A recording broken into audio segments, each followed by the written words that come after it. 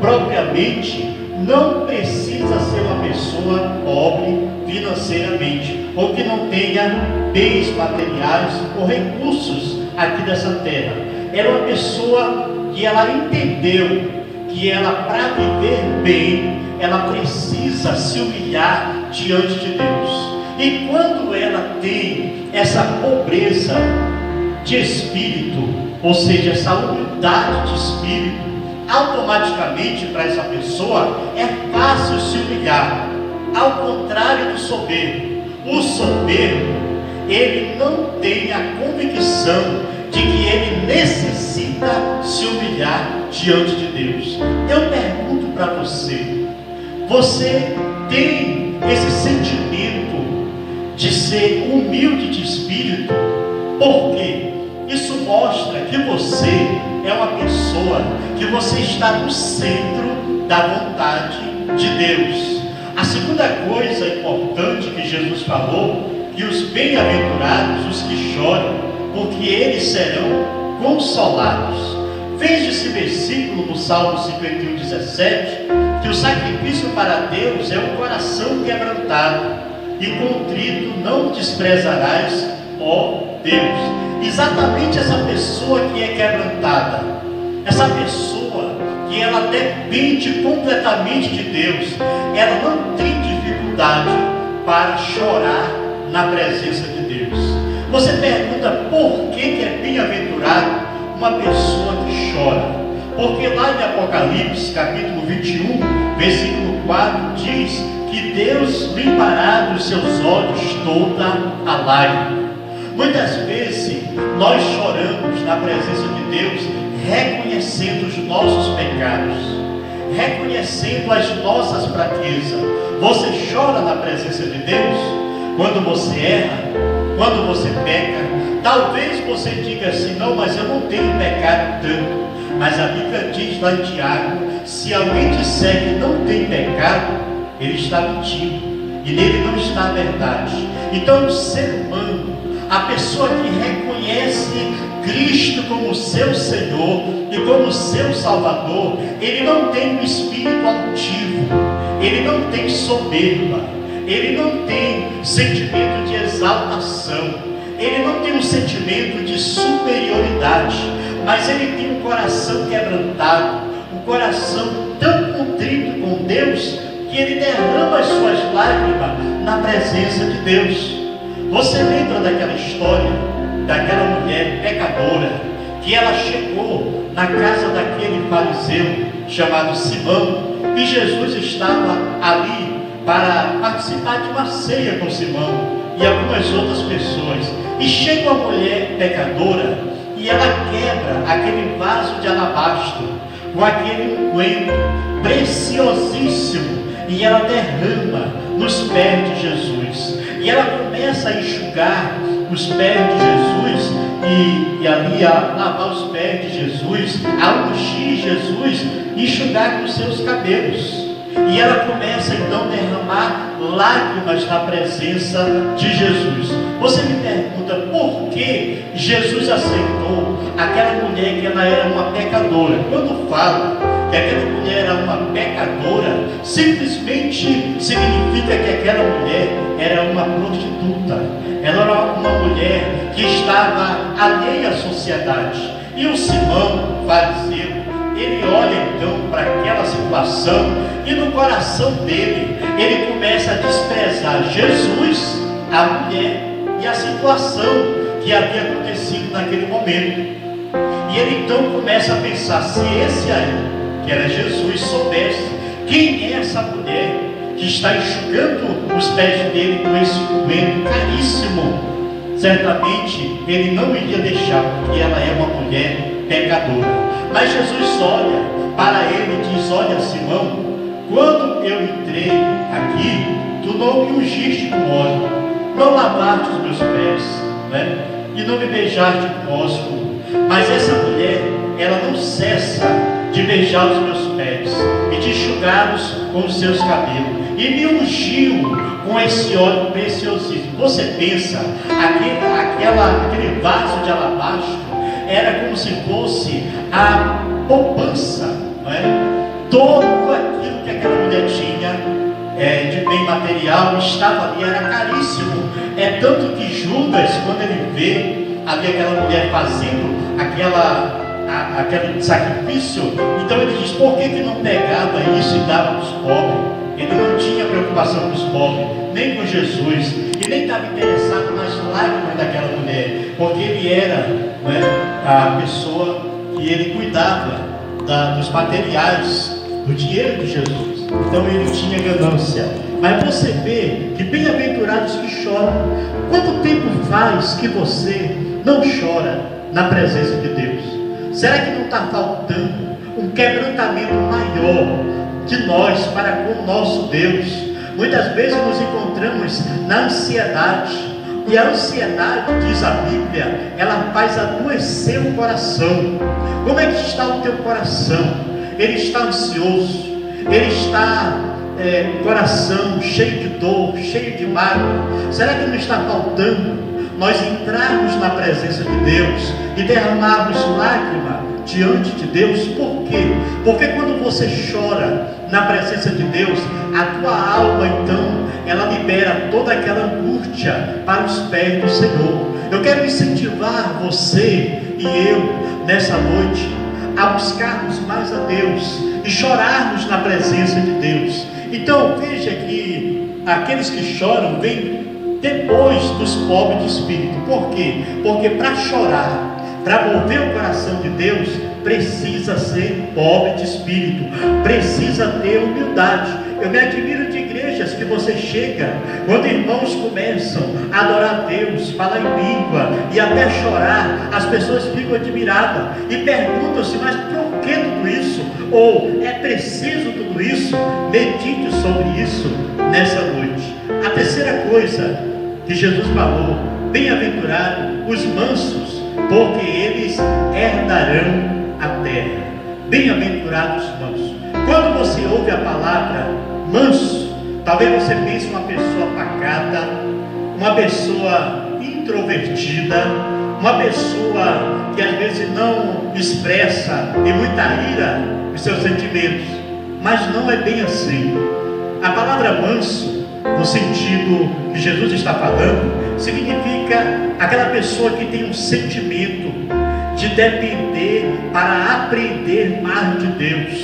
Jesus disse lá em Mateus capítulo 11, versículo 28 ao 30: vinde a mim, todos que estáis cansados e oprimidos, e eu vos aliviarei. Tomai sobre vós o meu jugo e aprendei de mim, que sou manso e humilde de coração, e encontrarei descanso para as vossas almas, porque o meu jugo é suave e o meu fardo é leve. Então veja, quando Jesus ele fala: bem-aventurados os mansos, porque herdarão a terra, aquela pessoa que ele tem a disponibilidade de aprender mais de Jesus.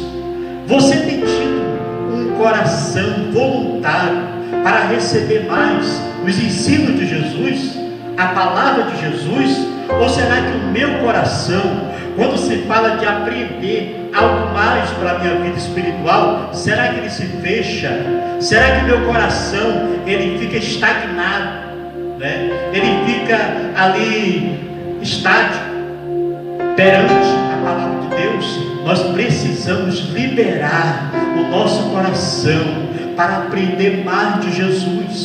Eu preciso liberar mais. E quando eu tenho a humildade de espírito, quando eu derramo as minhas lágrimas na presença de Deus, aí eu venho para a igreja para ouvir o ensino, para ouvir a doutrina, mesmo que seja uma palavra dura, uma palavra daquelas que a gente pode dizer seja um mocotó, né? No sentido simbólico, aquela palavra pesada, mas a gente recebe. Por quê? Porque nós somos mansos. A mansidão, ela é um fruto do Espírito. A mansidão, ela tem que dominar a vida de uma pessoa que ela quer seguir a Jesus. E por que nós temos que ser manso? Porque Jesus, ele é o caminho, a verdade e a vida, e ninguém vem ao Pai senão por ele. Como é que nós vamos aprender mais de Jesus se nós não temos temos a mansidão para receber o ensino, porque Jesus não vai descer do céu para nos ensinar. E quem é que ele usa? Ele usa os pastores, ele usa os presbíteros, os evangelistas, os missionários, os dirigentes, os diáconos, obreiros e qualquer pessoa que tenha o dom de ensinar, de pregar, que ele vai nos entregar o alimento de Deus. Então, bem-aventurado é os mansos, porque eles herdarão a terra. Que terra é essa? A nova Canaã, a Canaã celestial. Só vai morar lá na Canaã celestial, na terra prometida, aqueles que forem mansos. Porque, sabe por quê? Lá na Canaã celestial, Jesus disse o seguinte: passará o céu e passará a terra, mas as minhas palavras não hão de passar. Na eternidade, nós vamos conhecer a plenitude, a totalidade, 100% dessa palavra. Eternamente, nós vamos morar com Deus na nossa imortalidade, porque quem vai para o céu nunca morre. Quem vai para o céu nunca se cansa. E para sempre nós iremos aprender de Deus e da palavra de Deus. Então, se você não é manso, se eu não sou manso para receber a palavra, se eu sou sanguíneo, quando ouço a palavra, eu não estou aguentando mais essa palavra está me enchendo, não aguento. Então, nós temos que pedir misericórdia para Deus, falar: Senhor, me ajuda a ser manso.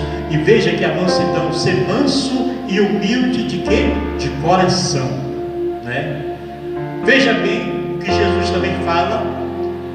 Uma das coisas que ele fala aqui: bem-aventurados que têm fome e sede de justiça, porque eles serão fartos. Bem-aventurados aqueles que têm a fome, aqueles que têm a sede da justiça.